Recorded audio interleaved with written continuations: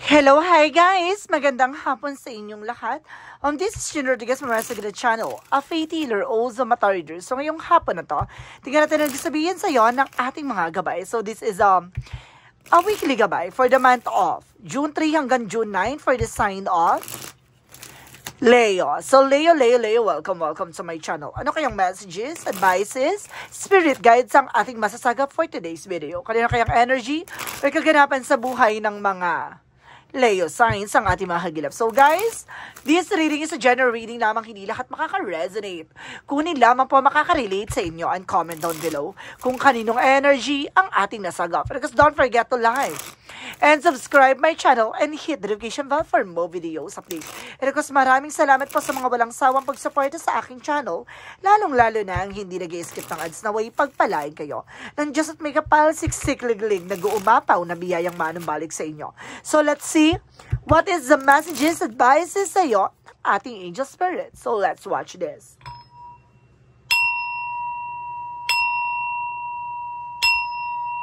Ano kaya kaganapan sa buhay mo ang ating mga hagilap?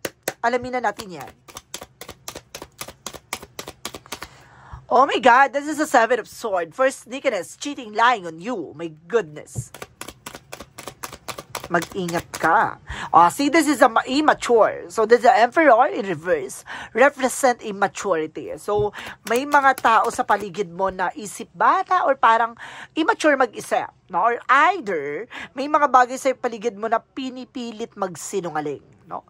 And because this is the lovers. Oh my goodness. So, this is involved by your love life. No? And because there is the Four of Pentacles protection and mapangalagaan mo about sa love life and career mo, finances mo. Okay. Additional messages. And of course, there's a temperance for a perfect timing.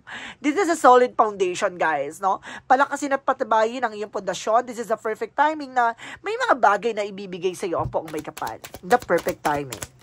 And because this is a Knight of Swords with a success drive, no? Bibilis na raw ang takbo ng eksena, kumapit ka. With the Seven of Swords, represent the Eight of Swords. See, I told you, there's a lot of sneakiness and cheating lying on you with your environment, surroundings, no? Napapalibutan ka na toxic.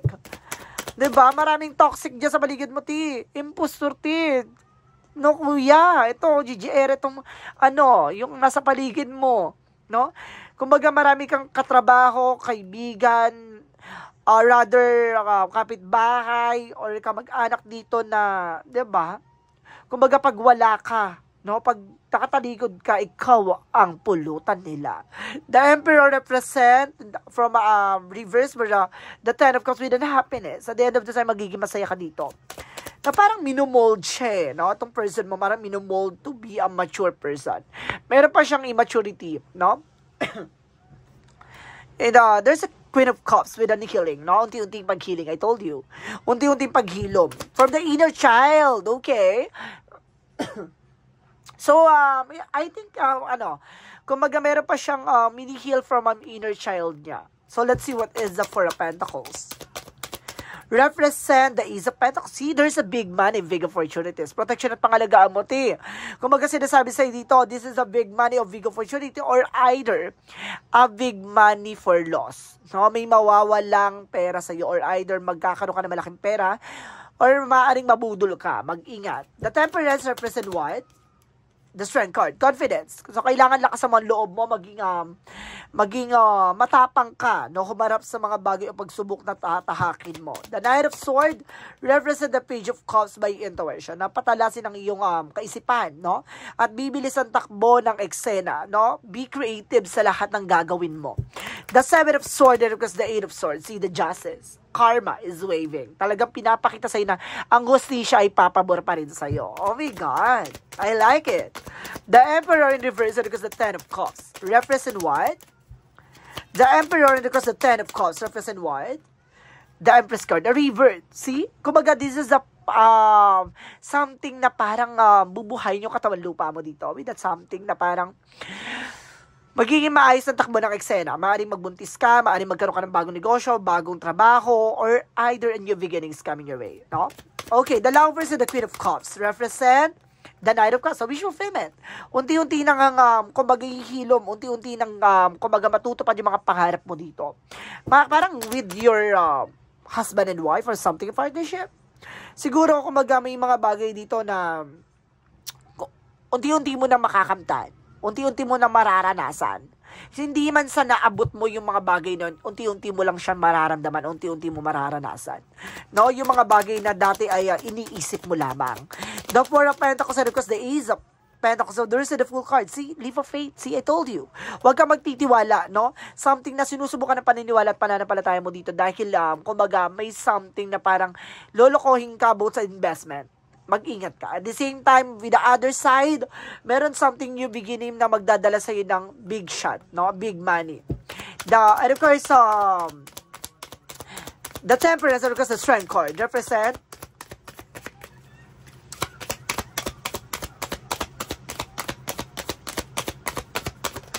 the Temperance, because the Strength card represent the Sun card. So, this is the pure positivity.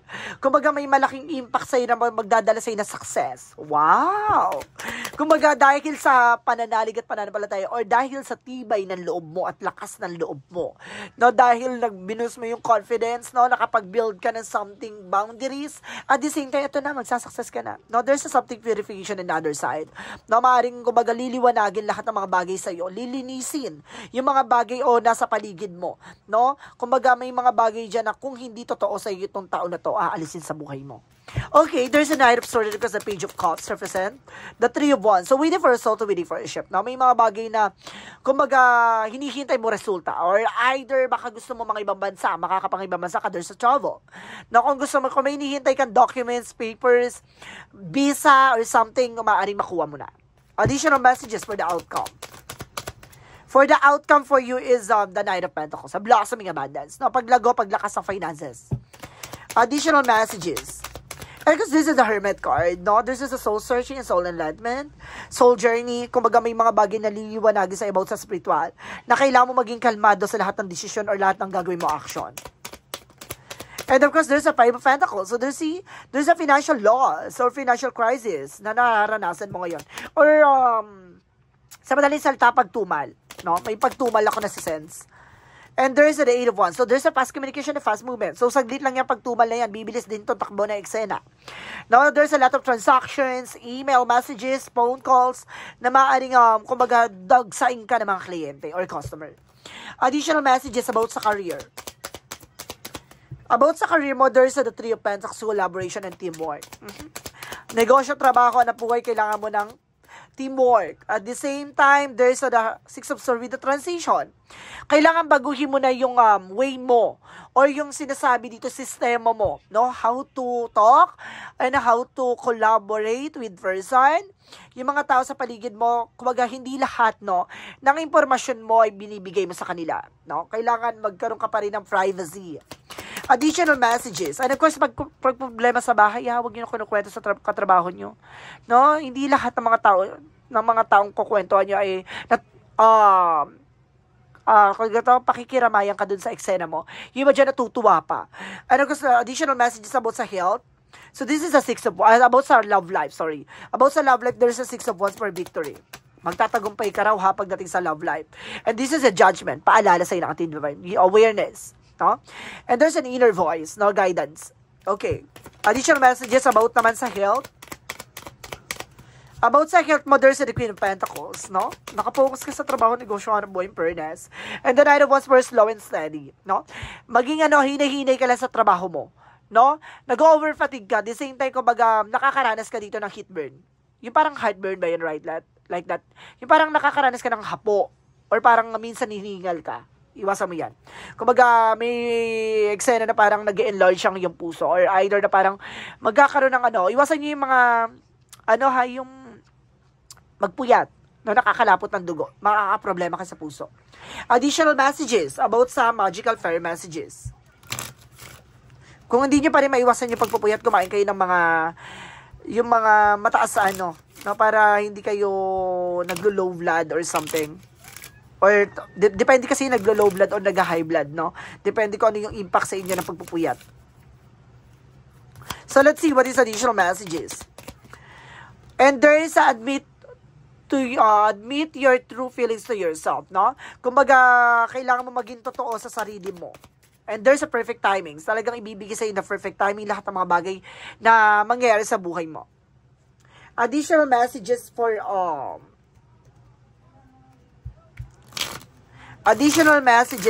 synchronicities. And there's an intuition na patalasin ng iyong kaisipan dito, ha.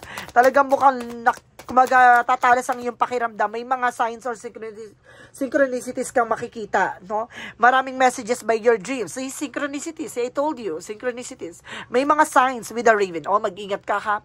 Merong ditong parang gumagamit ng aswang. O, aswang yung gumagawa sa'yo. Merong other side ako nasagap dito. Merong gumagawa ng black magic sa'yo. Aswang. Raven. Uwak. Na parang sinusubaybayan ka. Ang kilos at galaw mo. Kaya parang kang binabangungot minsan sa madaling araw or either, kumbaga hindi ka makatulog, ganon. So, let's see what is additional messages for Yin and Yang Oracle card. And there's the Sun and Strength card empowerment. So, si bibigyan linaw, kalakasan, no? And there's an apology, no? May mga bagay na hihingi ng tawad dito sa'yo. May mga taong lalapit sa'yo, hihingi ng tawad. Or pasensya, there's an attraction, no? Kumbaga, you are being hot or something, hot like, kumbaga pala decision or temper, o kumbaga yung ano siya, parang mainitin ng ulo, may ganung kan times. So, there's an alchemy by ancestor guides, no? Kumbaga may gumagabay daw sa'yo mahal mo sa buhay. Okay? So, let's proceed for, Archangel, Michael. For Archangel Michael messages. Focus the band divine perfect health. So, kailangan mag-focus sa health mo. And take your time to make a decision. No? Kailangan mo ng oras para makapag-desisyon sa mga bagay-bagay.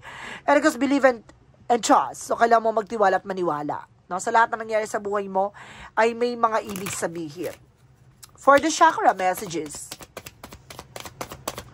For the chakra, and of course, there is a renewal, no? Magkakaroon ka ng panibagong eksena, no? Para mababalik yung sigla ng katawan mo, kaisipan mo. And there's an enlightenment. Bibigyan linaw lahat ng mga bagay sa'yo. Kasagutan, kaliwanagan. There's a faith. So, see, there's a something faith talaga. May pagsubok sa paniniwala at pananampalataya dito, ha? There's a something spiritual, guys. Or something spiritual journey here. Romance angels represent what? Oh, religious factor. I told you this is spiritual path. See, there's an expressive love. No, ipakita mo sa sarili mo or sa person mo yung taong mahal na mahal mo. O ipakita mo sa kanya yung pagmamahal mo. Ganon. So, let's see what is the energy. Represent what? The thinking man. No, yung person mo overthinking.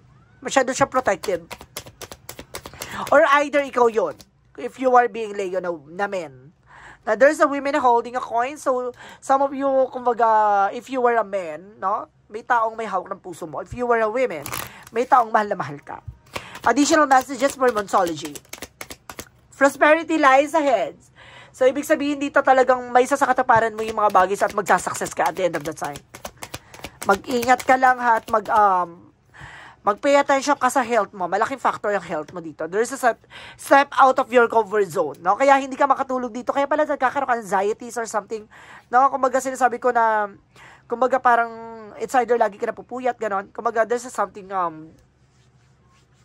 kumbaga raven, no? May uwak dito kasi may ibig sabihin may aswang. And step out of your comfort zone. No? Kailangan mo kumawala sa mga bagay na kinakatakutan mo. For the angels answer represent what? For the angels answer, in the near future. So, nalalapit na. And there is some trust. Oh my God. There's a trust talaga, guys. No? Kailangan nyo talaga magtiwala. And there's a choose new direction. Magbago ka raw ng direksyon. Sistema. Ganon. Additional messages. And there is a spiritual activation. It's all about spirituality. My goodness. And there's an alternative by choices. No? May mga bagay na pagpipilian ka or may mga bagay na parang kumbaga papasok sa isipan mo kung ano yung mga bagay na gusto mong piliin, gawin. Right passage, no? Makakapasa ka sa hamon ng buhay. May mga bagay na, or either, guys, kumbaga kung magte-test ka, exam ka, maaaring makakapasa ka. And there is a snake. See, I told you, may ahas nga. So, you need to release them. So, let's see what is additional messages for Angel Spirit. Relationship. Kumaga may involved din ang relationship dito in the other side, guys. And there's a judgment. Paalala. Na wake-up call. Inner calling. So, let's see what is additional messages for Angel Spirit. And there is a protected. You are being protected.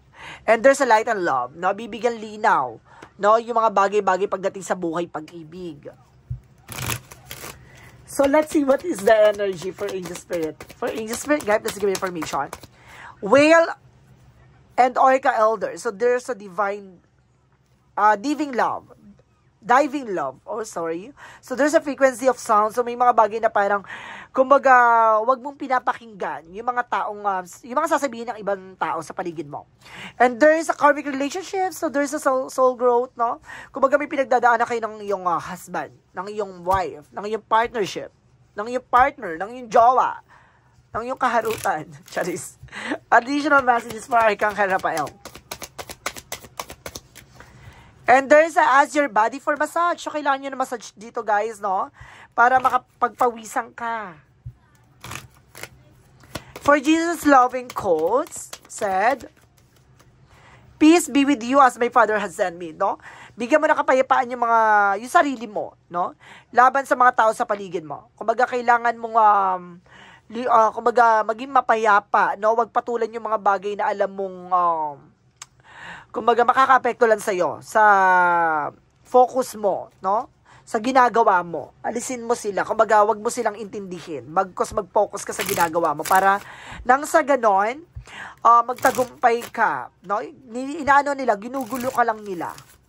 Huwag ka magpapalin lang. For angels number represent what?